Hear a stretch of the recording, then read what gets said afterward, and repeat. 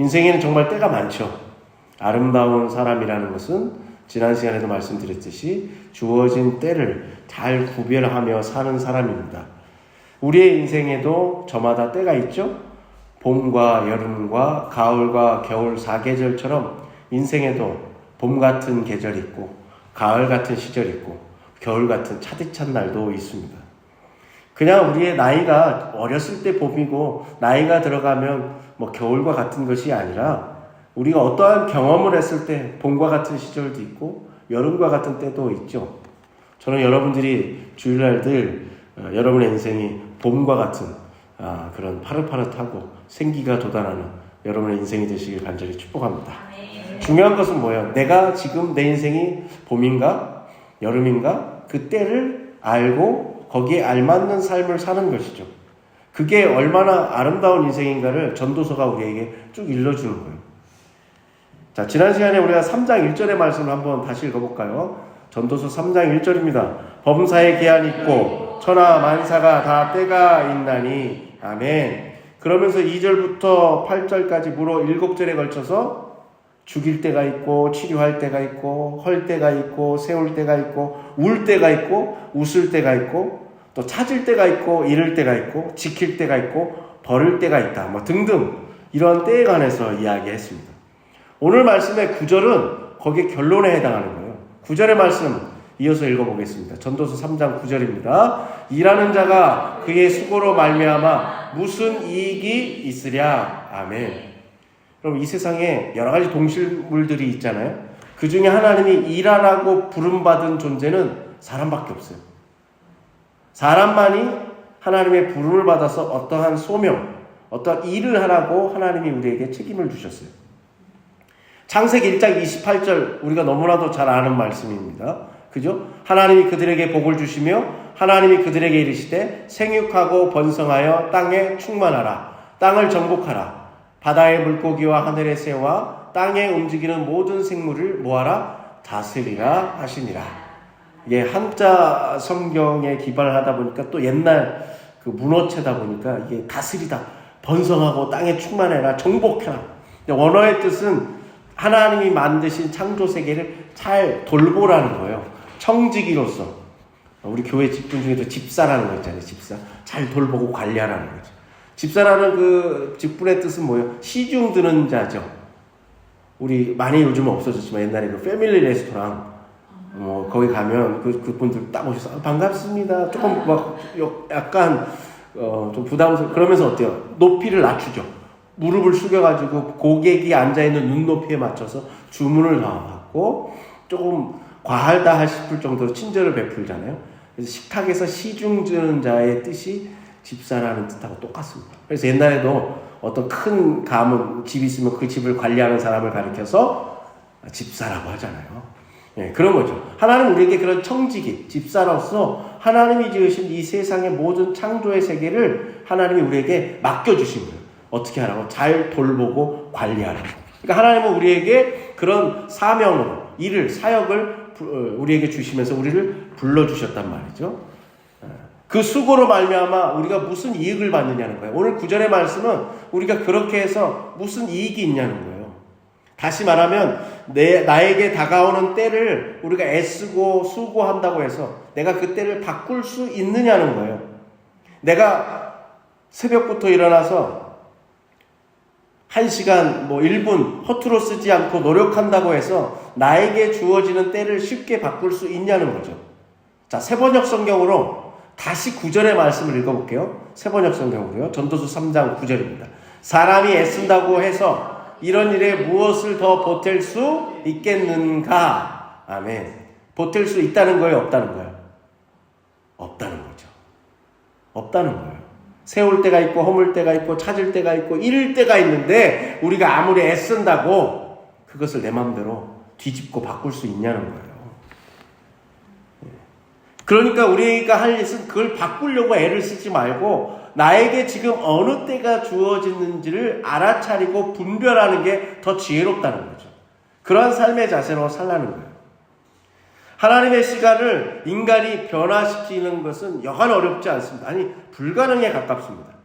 오늘 9절의 말씀은 하나님이 그 시간을 주관하시는 분, 역사를 주관하신다는 거죠. 그리고 내 인생의 주인도 내가 아니라 하나님이시라는 거예요.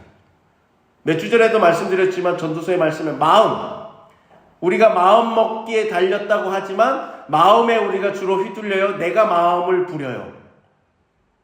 늘 변화무쌍한 마음이 나를 휘둘죠. 마음에 우리가 쫓아가는 거죠. 근데 우리는 자꾸 내가 내 인생의 주인이라고 생각하면서 그래 오늘 마음 먹기에 달렸어. 그러나 어때? 작심삼일이죠. 아유, 작심삼일이면 대단한 거죠. 오늘 9절의 말씀은 뭐예요? 시간도 역사도 내 인생의 주인도 하나님이시라는 거예요. 그러니까 때의 판단은 내가 하는 게 아니라 하나님이 하신다는 거예요. 나는 이때가 무엇인지를 분별하면서 살아가면 그것이 가장 지혜롭고 아름다운 인생이라고 말하고 있습니다. 하나님의 시간이 있어요. 그리고 사람의 시간이 있어요. 그것이 늘 일치하면 좋을 텐데 일치하기가 쉽지 않습니다. 바꿔 얘기하면 내 생각과 하나님의 생각이 달라요. 아니, 내가 하나님의 생각을 헤아리기가 어렵습니다. 지금 우리에게 어떠한 상황이 벌어졌어요.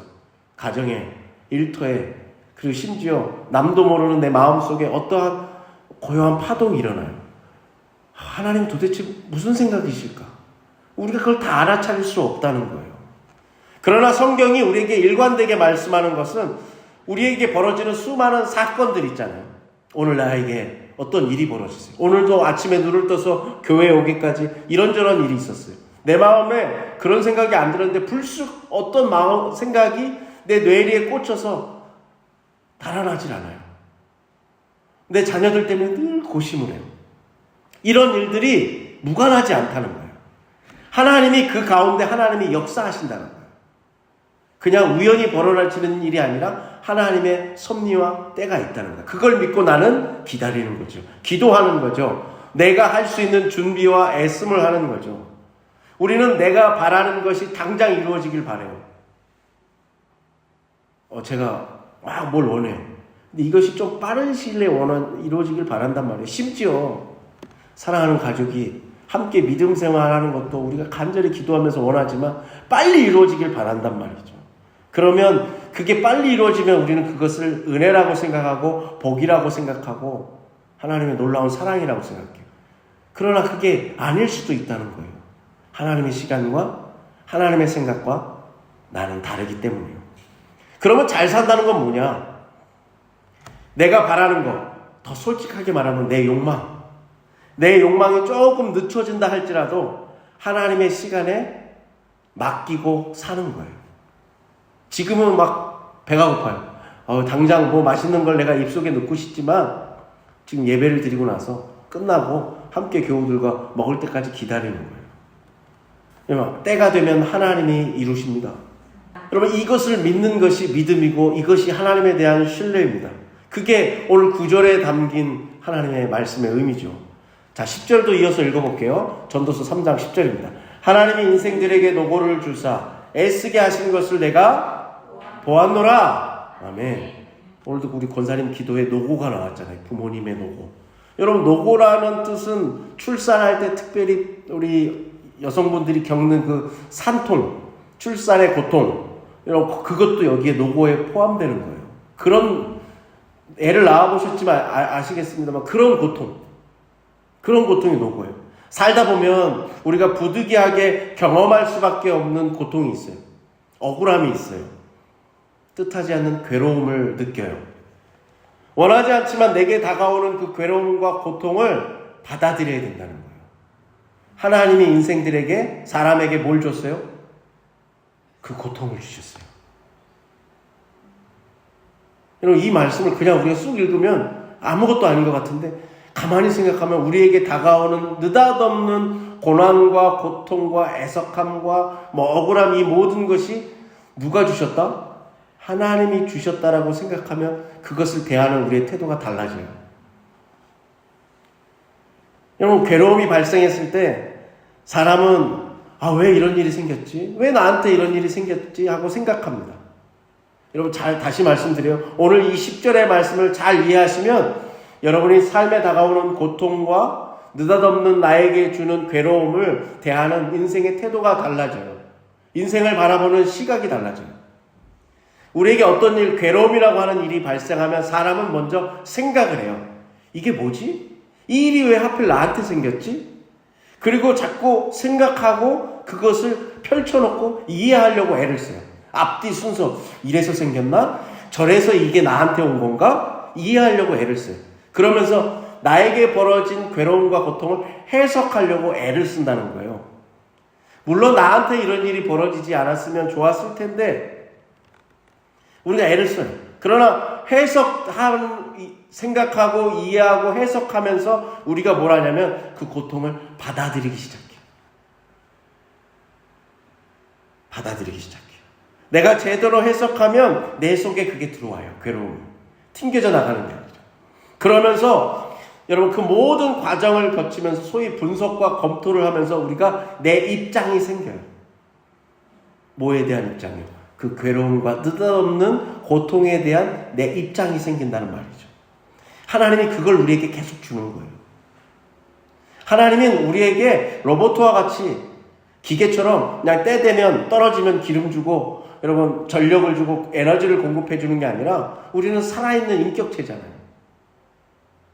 끊임없이 인생에 벌어지는 수많은 일들을 통해서 우리가 생각하고 이해하고 해석하면서 내 입장에서 다시 그것을 받아들임으로써 내 입장을 자꾸 만드는 거예요. 나라는 존재가 자유인으로서 하나님의 아들과 딸로서 이 세상을 어떻게 살아가야 될지를 내가 주체적으로 능동적으로 그것을 정립해 나가는 거예요. 그걸 하나님이 원하신다는 거죠. 쉬운 거 아니에요, 여러분. 여러분 누가 괴로움을 좋아해요? 누가 여러분 느닷없는 삶의 도전을 반겨요? 그러나 그 일을 통해서 나의 입장이 생겨지고 내가 견고해지는 거예요. 내가 삶의 뿌리를 깊이 내리게 되는 거죠. 그래서 이런 노고가 우리에게 우연히 벌어지는 것이 아니라 하나님이 인생들에게 노고를 주셨다라고 성경은 얘기합니다. 노고는 하나님이 주신 거예요. 하나님이 우리에게 벌을 주신 게 아니라는 거예요. 인간의 노고는 하나님의 은총이고 선물이에요. 내가 감당해야 될 이 노고는 내 삶을 나라는 사람을 생각하고 내 삶을 이해하고 내가 살아가는 인생을 해석하면서 내 입장이 생기는 거예요. 남한테 끌려다니는 인생, 욕심에 사로잡혀서 여러분 붙잡힌 인생이 아니라 하나님의 자녀로서 은혜 받은 사람으로서 죽기까지 사랑하신 그 주님의 믿음의 사람으로서 내가 어떻게 살아가야 될지를 이 노고를 통해서 우리가 알게 되고 깨닫게 되는 것이죠. 그러면서 하나님의 앞에서 내 인생을 이제 이렇게 살아야겠구나. 어떻게 살아가야 될까를 점점점 알아가게 되는 것입니다. 그래서 노고가 뭐예요? 하나님의 선물인 거예요. 노고가 뭐예요? 하나님의 은혜인 거예요. 사람이 여러분 동물과 다른 게 뭡니까? 자기 자신을 돌아보고 반성할 줄 아는 거죠. 여러분 반성하면서 살아가십니까? 다 반성하면서 살아가시죠? 반성이라는 건 뭐예요? 그냥 내 입장에서는 누가 나한테 싫은 소리 해도 싫어요. 내 가족도 나한테 인상 찌푸리면 기분 달갑지 않아요. 그런데 여러분 반성한다는 건 뭐예요? 나를 객관적으로 나를 보는 거죠. 그러면서 나 자신을 돌아보는 거잖아요. 그러면 어때요? 우리가 책임 있는 사람으로 살아가요. 영어 단어의 책임이라는 말은 여러분 반응한다라는 거에 명사형이에요. 책임은 뭐예요? 누군가에게 반응에 여러분 응답하는 게 책임이에요. 하나님은 우리를 그런 책임적인 사람, 믿음의 사람으로 만드셨다는 거예요. 우리가 혼자 사는 세상이 아니지 않습니까? 그러니까 뭐예요? 옆에 있는 우리의 가족과 오늘 어버이주니까 특히 우리 부모님들 그리고 사랑하는 우리 믿음의 형제 자매들 그들의 반응에 그들의 요구에 내가 반응할 때 내가 책임 있는 사람, 내 인생을 어떻게 살아가야 될지를 하나님이 주시는 노고라는 인생의 선물 앞에서 성숙해지는 믿음의 사람으로 살아가는 것이죠. 자, 11절의 말씀도 이어서 읽어보겠습니다. 전도서 3장 11절입니다. 하나님이 모든 것을 지으시되 때를 따라 아름답게 하셨고 또 사람들에게는 영혼을 사모하는 마음을 주셨느니라. 그러나 하나님이 하시는 일의 시종을 사람으로 측량할 수 없게 하셨도다. 아멘. 하나님이 모든 때를 아름답게 하셨습니다. 정말 저는 이 말씀이 좋거든요. 하나님이 모든 때를 아름답게 지으셨어요. 살다 보면 내가 원하지 않을 때가 있잖아요. 실패할 때, 무슨 일을 했는데 잘 안 됐을 때, 아플 때, 사랑에서 멀어질 때, 누군가를 자꾸 미워하게 될 때, 심지어 내 자신의 생명이 꺼져갈 때, 이게 우리가 원하지 않는 거잖아요. 근데 성경은 뭐예요? 모든 때를 하나님은 아름답게 지으셨대요. 반대로 우리가 가장 좋아하는 때 어느 때세요? 여러분, 어느 때가 너무 좋으세요? 내가 무언가를 이루기 위해서 그게 애썼는데 그게 결과가 좋았을 때, 최선을 다할 때. 막상 원하는 것을 우리가 이루면 행복해져요. 보람을 느껴요. 그런데 그게 처음에는 좋은데 한 번, 두 번 되고 그게 일상생활이 되면 평범해지면 어떻게 돼요? 공허해지기 시작해요. 여러분 등산해 보셨습니까? 산을 막 열심히 올라가요. 으쌰으쌰하고 저 밑에서요. 중간에 어떤 분은 뭐 낙오도 하고 아우 나 오늘은 허리가 아파서 다시 돌아가야겠어. 그래도 끝까지 참고 목마름도 허리 아픔도 고단함도 이겨내고 정상에 딱 올라갔어요. 정상에 올라갔더니 어때요? 더 높은 산이 저기 또 있어요. 우리 인생이 마치 그런 것 같죠. 지금 당장은 우리 아이들이 그렇잖아요. 초등학교 졸업하고 중고등학교 가고 또 더 좋은 대학에 진학하면 마치 인생의 최고봉을 찍고 가장 늘 행복할 것 같지만 산 넘고 산이지 않습니까? 물 건너 물 아닙니까? 여러분 우리가 그렇단 말이죠. 그러니까 우리는 가장 좋을 때가 아름답다라고 생각하지만 실제로는 그렇지 않다는 거예요. 모든 때가 아름답다는 거예요. 우리가 하나님을 찬양해요. 여러분 찬양이 왜 좋은 줄 아세요? 우리가 인생의 목표를 향해서 애를 쓰고 노력해요. 그래서 일정 수준의 목표에 올라가면 성공도 출세도 해요. 성취감도 느껴요. 보람도 있어요. 남들의 인정과 존경도 받아요. 정말 좋아요. 그런데 여러분 그럴 때 자꾸 우리는 습관에 빠져서 젖어들죠. 주일날도 우리가 와서 앞에 우리 샬롬 찬양단이 아름다운 찬양으로 우리가 열어주지만 그게 습관이 되면 어때요? 그냥 박자 맞춰서 같이 흥얼거리고 하는 거예요. 그런데 정말 인생의 모든 때를 아름답게 지으신 그 하나님의 마음을 깨닫는 순간 어떻게 돼요? 여러분 진심으로 우리가 하나님을 찬양하게 돼요. 뭐가 사라져요? 우리의 마음속에 공허함이 사라져요. 우울함에 깊이 빠져 있지 않아요. 여러분 살다 보면 우울할 때 있어요. 슬플 때 있어요. 그게 나쁜 거 아니에요. 근데 거기에서 어떻게 돼요? 다시 일어서요. 기쁠 때를 향해서 도약해요. 우울함에서 여러분 깊은 웅덩이에 수렁에 빠지지 않고 다시 일어서요. 여러분 여러분의 인생에 가장 슬플 때가 언제입니까? 우리는 그 슬픔을 어떻게 이겨내요? 믿음으로 이겨내는 거예요. 뭘 믿어요? 하나님이 모든 때를 아름답게 지으신 하나님. 나를 여전히 여기에 깊은 수렁에 빠져들게 않으시고 나를 거기에서 건져내신 하나님. 그 하나님을 믿는 신뢰로 그 슬플 때를 이겨내요. 그런데 여러분 하나님을 향한 그 신뢰, 우리의 믿음이 흔들리기 시작하고 무너지기 시작할 때 우리의 마음속에 하나님의 신뢰로 꽉 차 있던 그 마음에 염려가 찾아오기 시작해요. 근심이 스며들기 시작해요. 여러분 질병, 아픈 거 누가 좋아합니까? 저도 싫어요. 요즘 그 오연수, 손지창 부부 여러분 아시죠? 그 부부들 크리스찬이거든요. 오연수 씨가 그 소위 말하는 마지막에 그 호흡기 연명하며 이거 스스로 이렇게 할 수 있도록 그런 캠페인을 하는 걸 라디오에서 들었어요. 사후 연명 그 있잖아요. 저는 늘 말씀드리지만 저희 와이프한테 다시 한번 말씀을 드렸어요. 어떻게든 살려라. 우리 와이프는 어떻게 하냐 제 손에 맡기기로 했거든요. 예. 여러분 물론 저는 장기 기증을 했어요. 장기 기증이 되어 있어요. 저희 와이프하고 저는 운전면허증에 그 기증 그게 표시가 되어 있어요.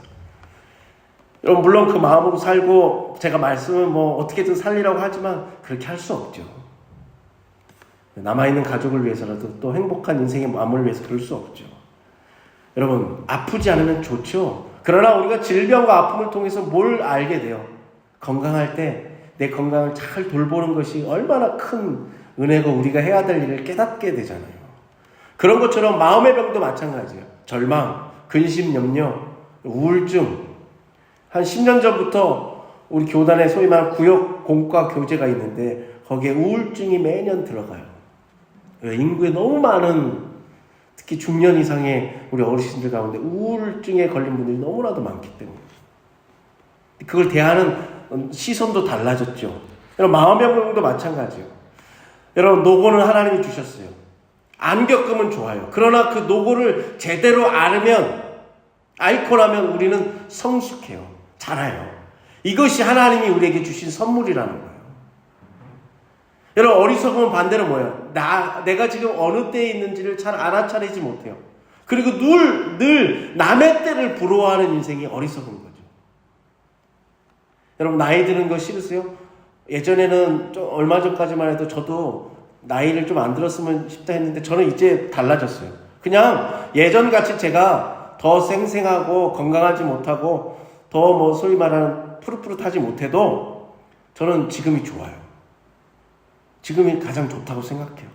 젊은 날에 여러분은 나이 드신 분들, 어떤 기반을 잡으신 분들 보면 부러웠고, 또 나이 들면 젊은 사람 부러워하잖아요. 저는 이제 그렇게 안 살고 있어요. 왜요? 우리의 행동에서 하나님이 어떻게 나를 아름답게 여기까지 이끄셨지만 또 나를 지금 얼마나 하나님이 나를 아름답게 갖고 가시는가를 알기 때문이죠. 우리가 그것을 알기만 하면 우리의 삶이 달라져요. 우리의 여러분 표정이 달라져요. 우리의 마음가짐이 달라져요.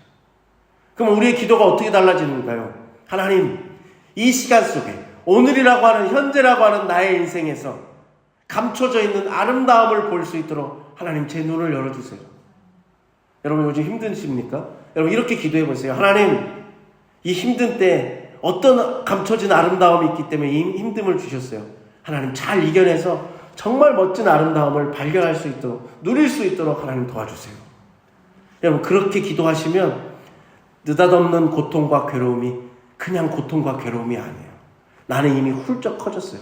우리가 애들 그러잖아요. 애들이 아프고 나면 잘한다 그러잖아요. 아프고 나면 아이들이 약해진다 그러잖아요. 그렇죠. 우리도 그 노고라고 하는 인생의 하나님의 선물을 통해서 성숙해지는 거죠. 정말로 아름다움을 아는 사람들은 내게 지금 주어진 때, 내가 오늘 봄과 같은 때를 지나고 있더라 할지라도, 여름의 때를 산다 할지라도, 겨울과 같은 혹독한 때를 산다고 할지라도 그것을 분별하면서 그 안에 감춰진 아름다움을 누리며 사는 것이 지혜로운 사람이죠. 여러분 고마워하시기 바랍니다. 정말로 무엇인가에 대해서 작은 것에 고마워하고 옆에 있는 사람에게 고마워하는 사람이 시간을, 때를 아름답게 사는 사람이에요. 여러분 그 다음 말씀에 보면은 11절의 말씀에 보면 이 11절을 우리가 주로 전도서 3장의 말씀을 나눌 때 이야기해요. 어느 포커스에 말하냐면 영원한 마음을 하나님께서 주셨다. 하나님은 사람들에게 영혼을 사모하는 마음을 주셨다. 여러분 영혼을 사모하는 마음이 뭘까요? 여러분 성경책에 한번 밑줄 쳐보세요. 여러분 과거와 미래를 생각하는 감각을 주셨다는 거예요. 영혼, 이것이 끊어진 게 아니라 영원하다는 것을 알고 그것을 사모한다는 것은 과거와 미래와 현재를 알아차릴 수 있는 감각을 우리에게 주셨다는 거예요.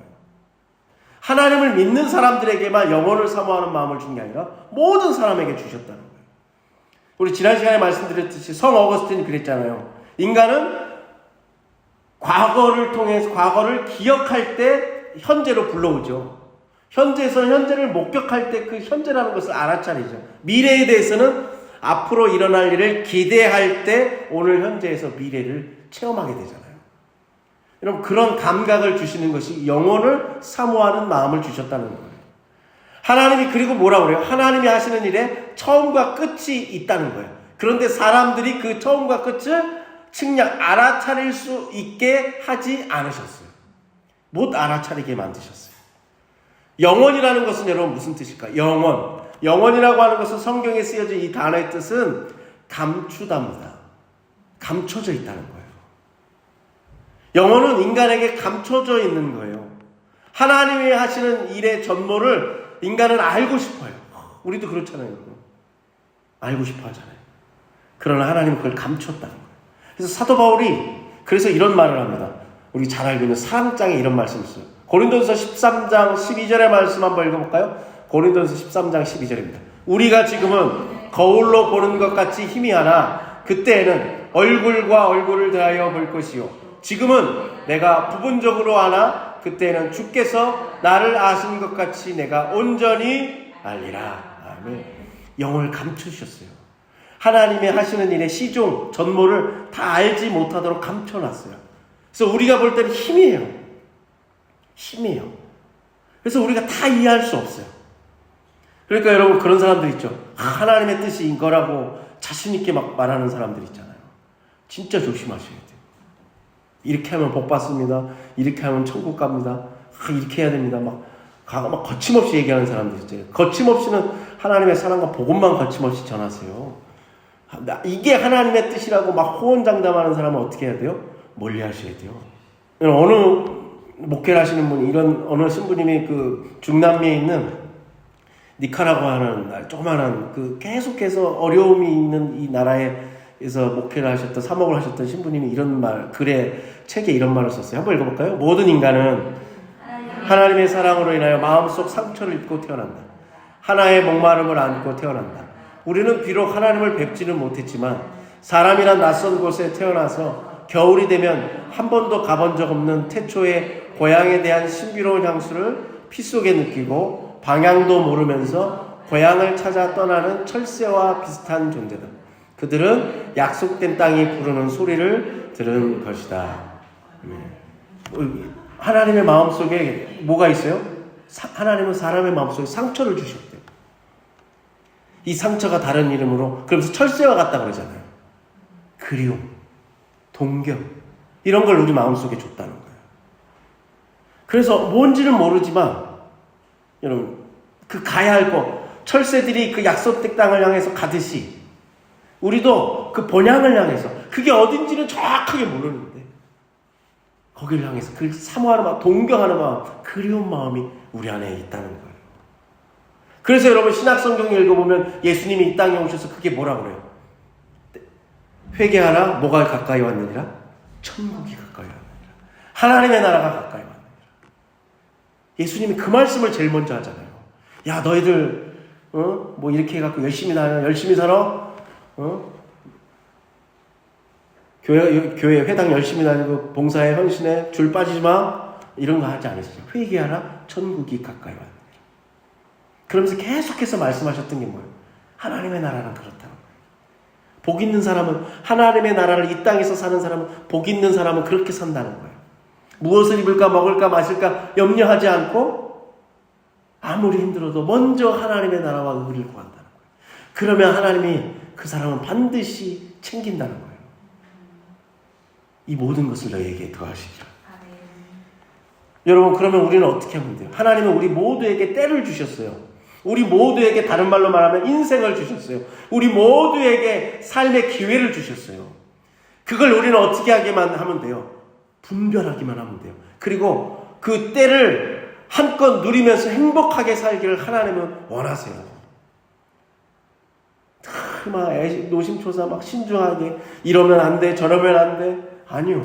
하나님은 여러분에게 주어진 인생이라고 하는 때, 여러분에게 주어진 그 시간을 한껏 주님 안에서, 하나님의 뜰 안에서 누리면서 행복하게 살기를 원하십니다. 우울해하지 마십시오. 힘겨워하지 마십시오. 빨리 털고 일어나십시오. 옆에 있는 사람이 여러분을 위해서 기도해 주시잖아요. 우리 아까 권사님의 기도처럼, 여러분 부족하지만 제가 대신 전한 하나님의 말씀을 여러분이 들어주니까 제가 신나서 여러분 이 앞에서 말씀 전하잖아요. 자, 12절과 13절의 말씀 이어서 읽어볼까요? 사람들이 사는 동안에 기뻐하며 설행하는 것보다 더 나은 것이 없는 줄을 내가 알았고, 먹고 마시는 것과 선물인 줄도 또한 알았도다. 아멘. 우리는 앞서 말씀드린 인생의 노고, 다른 말로 고통과 시련과 괴로움이 다가오면 우리는 뭐라고 얘기하냐면, 왜 일이 벌어진 거야? 왜 하필이면 나에게 이 괴로움이 생겨났지? 알 수가 없어요. 알 수가 없어요. 그러면 여러분, 알 수 없잖아요. 여러분, 모든 인생에 벌어지는, 여러분 앞에 벌어지는 어려움, 슬픔, 시련, 괴로움 다 아세요? 모르잖아요. 그러면 모르기 때문에 그냥 막 살아야 돼요? 인생을 포기하면서 살아야 돼요? 답이 안 주어져서 막 답답한 채 여전히 그러고 살아야 됩니까? 아니죠. 왜라고 질문할 수 있지만 뭘 하는 거예요? 어느 시인의 말처럼 우리의 인생은 늘 물음표예요. 왜 그러지? 뭔가를 때로는 물음표를 계속 던지지만 우리의 인생에 뭐가 있냐면 울음표가 있다는 거예요. 어느 시인이 그러더라고요. 울음표. 하나님의 앞에 우리가 살다 보면 벌어지는 인간의 시련과 노고와 고통 앞에서 우리가 늘 왜 하필 나에게라는 물음표를 던지지만 그게 한 번이 되고 두 번이 되고 삶이 힘겨우면 우리가 울어요. 울면서 되는 게 하나도 없으니까 물음표를 던진다는 거예요. 그런데 그 물음표도, 그 처절한 물음표도 하나님 앞에 갖고 가면 그래서 그랬구나. 느낌표가 된다고 하더라고요. 여러분, 우리의 삶에 얼마나 많은 물음표를 던집니까? 아니, 여러분, 우리가 나름 그래도 하나님을 믿고 살면서 이렇게 애쓰고 착하게 살려고 애쓰는데 되는 일이 안 될 때, 삶의 시련과 고통과 어려움이 올 때, 특히 사람 때문에 얻는 상처 때문에 우리가 얼마나 많은 울음을 삼키며 살아갑니까? 그러나 그것을 있는 그대로 하나님 앞에 가지고 나가면 뭘로 바뀌어요? 느낌표가 되는 거죠. 욥이 그랬잖아요. 하루아침에 아무 이유 없이 모든 것을 앗아갔잖아요. 잃어버렸잖아요. 빼앗겼잖아요. 욥의 인생에 물음표가 생길 수밖에 없죠. 믿음이 얼마나 좋은 당대 의인이었잖아요. 그런데 친구들이 와서 말해요. 야, 너 그때 이렇게 한 거 아니야? 너 하나님 섭섭하게 한 거 아니야? 너 잘 생각해봐. 옛날에 몇 월 며칠 날 너 잘못한 거 아니야? 그러니까 얼마나 욥의 여러분 대부분이 친구들하고 논쟁하는 거잖아요. 울면서 얘기하는 거예요. 내 마음을 도무지 알아주지 않는 그 새 친구. 우리의 삶 같잖아요. 그런데 하나님이 마지막에 가서 어떻게 해요? 답을 주는 게 아니라 하나님이 천지를 창조하신 그 모든 것을 하나님의 창조의 섭리를 쫙 펼쳐 그냥 보여주셨어요. 그 보여주신 하나님의 창조의 파노라마를 욥이 딱 보는 순간 뭐예요? 느끼고 마는 거예요. 그러셨구나. 그래서 그랬구나. 그 순간 뭐예요? 모든 것이 회복되죠. 아니, 회복을 넘어 하나님의 놀라운 축복이 이루어지죠. 여러분, 그게 우리의 인생이라는 겁니다. 중요한 건 뭐예요? 오늘 내가 어떻게 살 거냐는 거예요. 지금을 내가 어떻게 대할 거냐는 거예요. 오늘 성경에 뭐라고 그래요? 한번 따라볼까요? 기뻐하며 선을 행하라. 하나님, 지금 내가 괴로운데요? 하나님, 제가 도무지 그럴 처지가 아닌데요? 하나님 뭘 하시는 거예요? 먼저 사는 동안 기뻐하고 선을 먼저 행하라는 거예요. 하나님은 우리가 자꾸 왜 일이 하필 나에게 벌어집니까 하는데 우리에게 답은 기뻐하고 선을 행하라는 거예요. 그리고 나서 뭐라고 그러세요? 먹고 마시고, 그리고 네가 수고하는 거, 수고하면서 예를 들어서 여러분이 열심히 일하다가 휴가를 떠나요. 그거 누리는 거 하나님의 선물이라는 거예요. 근데 여태까지 우리는 어때요? 금욕해야 된다, 절제해야 된다, 아껴야 된다. 여러분, 다 틀린 말은 아니죠. 그러나 하나님의 말씀의 핵심은 뭐예요? 우리가 행복하기를 원하신다니까. 누리기를 원하신다는 거예요. 여러분, 먹고 마시는 것도 막 죄책감 갖고 막 눈치 보고 그러지 마세요. 여러분, 먹고 마시는 거 죄책감 느낄 필요 없어요. 오늘 말씀을 잘 생각해 보세요. 우리의 삶에 여러분, 고통이 와요. 슬픔이 비껴가지 않아요. 하나님 그걸 노고를 선물로 주셨다고 고백하잖아요. 그걸 통해서 우리가 어떻게 되는 거예요? 깨달음을 얻어요. 느낌표를 얻어요. 그러면서 뭐예요? 내 처지와 상관없이 내가 할 수 있을 만큼 선을 행하는 거예요. 기뻐하는 거예요. 여러분, 여러분의 인생을 기뻐하시길 간절히 축복합니다. 여러분, 선을 행하는 거 어려운 거 아니에요. 당장 가셔갖고 어디에 막 기부하라는 말씀이 아니에요. 여러분, 오늘도 여러분 예배 끝나고 옆에 분하고 환한 미소로 여러분이 축복하고 인사하고 크게 선을 행하는 거예요. 그러고 여러분 먹고 마시고 여러분이 애쓰고 수고한 것을 누리는 거, 그게 뭐라고요? 하나님의 선물이었다는 거예요. 하나님이 이미 우리에게 선물을 주셨는데 우리는 그 선물을 못 듣고 있어. 왜? 막 죄책감을 시작했어.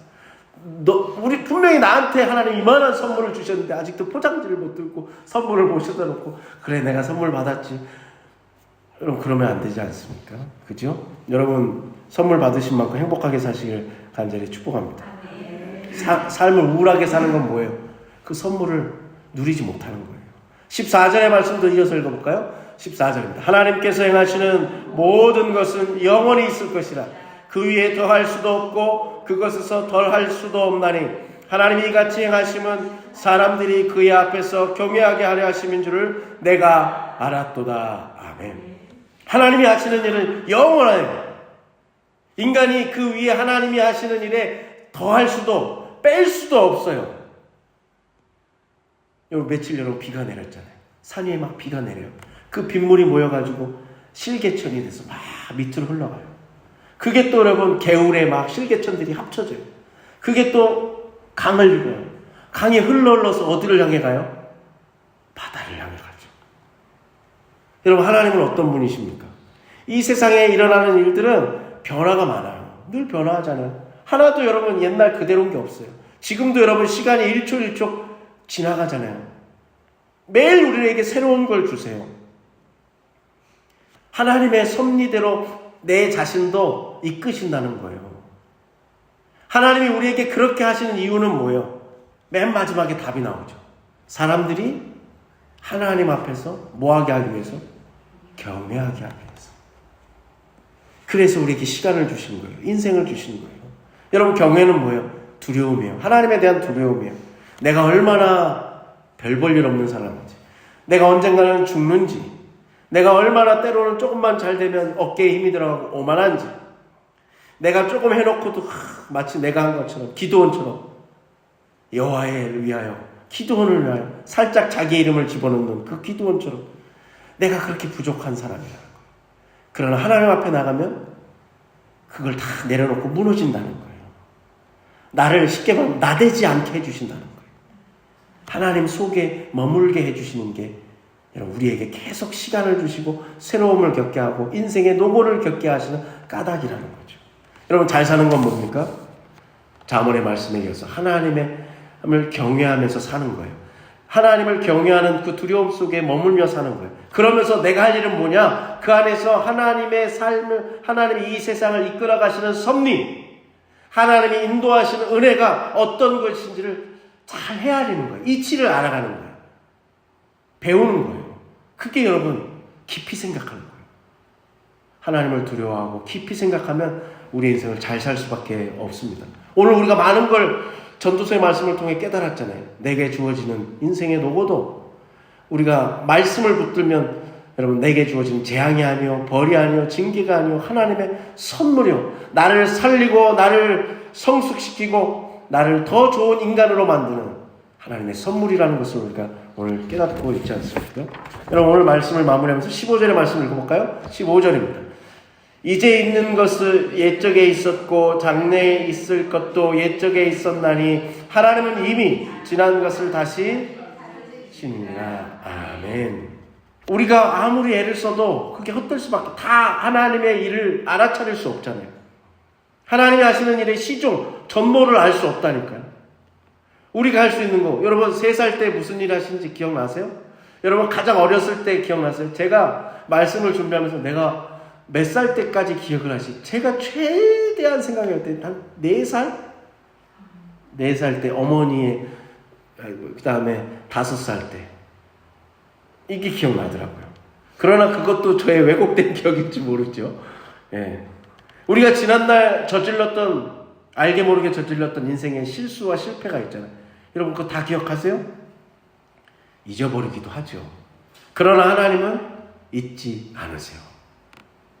다 기억하고 있다가 토탈 내가지고 너 잘한 거 못한 거 해서 벌을 주려고 아니라 하나님은 하나도, 마치 부모님이 우리 아이의 작은 몸짓, 그 아이의 잘하는 것을 다 잊지 않고 기억하는 거죠. 야, 너 그때 그랬지 않니? 젊은 딸이 머리도 쌩쌩한데 다 훨씬 기억력도 좋은데 엄마한테 옛날 했던 말 기억 못해. 엄마는 다 기억하고 있어. 하나님이 그런 하나님이죠. 오늘 어버이 주일 하나님이 그런 마음이죠. 우리를 하나도 잊지 않아요. 왜요? 자식이니까요. 죽기까지 사랑하는 자식이니까요. 여러분, 하나님이 하시는 일이 얼마나 놀랍습니까? 하나님은 어떤 일을 하십니까? 우리가 실수하고 실패하고 죄를 지어서 망가뜨려 놓은 그것까지도 하나님은 만들어서 예쁘게 화단으로 바꿔놔요. 우리가 깨트리고 막 다 엎어놓은 그것을 우리 하나님은 어머니처럼 다 고르고 골라서 거기에 씨앗을 심어서 예쁜 화단으로 바꿔요. 우리의 인생을 아름답게 바꿔주세요. 여러분, 우리가 어떻게 살면 됩니까? 하나님의 은혜 가운데 아름답게 사시면 됩니다. 여러분, 오늘 우리가 봄의 날씨 가운데 살 수도 있어요. 여름의 때를 사시는 분도 있을 수 있어요. 가을처럼 풍성한 수확이 있는 시절을 사실 때도 있어요. 겨울과 같이 정말로 차디차고 꽁꽁 얼어붙은 인생을 살아가는 여러분도 있을 겁니다. 중요한 건 뭐예요? 하나님은 오늘도 우리와 함께 계세요. 하나님 안에 있으면 돼요. 그러면 여러분 그 순간이 여러분 노고의 순간이 은혜의 순간으로 바뀌어요. 선물의 순간에 바뀌어요. 우리가 특별히 하나님 이것 좀 해주세요. 저것 좀 해주세요. 특별한 은총을 구하는 것도 좋지만 오늘 내게 주어진 이 시간 하나님의 은혜의 시간인 것을 알면 제가 오늘 여러분에게 꼭 드리고 싶었던 말씀, 모든 때를 인생의 봄에도 여름에도 가을에도 겨울에도 우리는 늘 아름답게 주님 안에서 누리며 살 수 있습니다. 모든 때를 아름답게 사시는 우리 권사님, 집사님, 우리 사랑하는 성도님 모두 다 되시기를 간절히 축복합니다. 오늘 기도하겠습니다.